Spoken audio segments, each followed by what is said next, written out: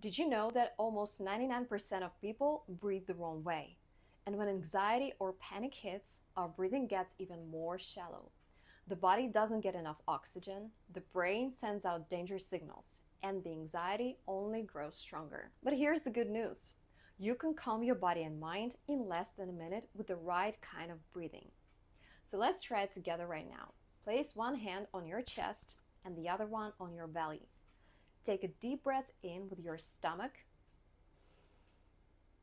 Don't move your chest. And then exhale through your nose, letting your stomach fall.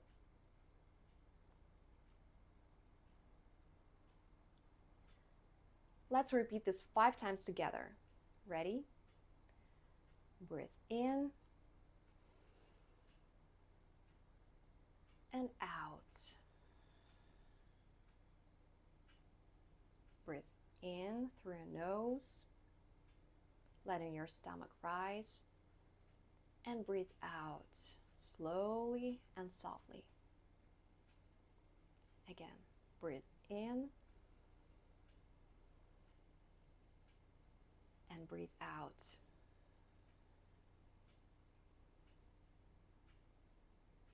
Breathe in,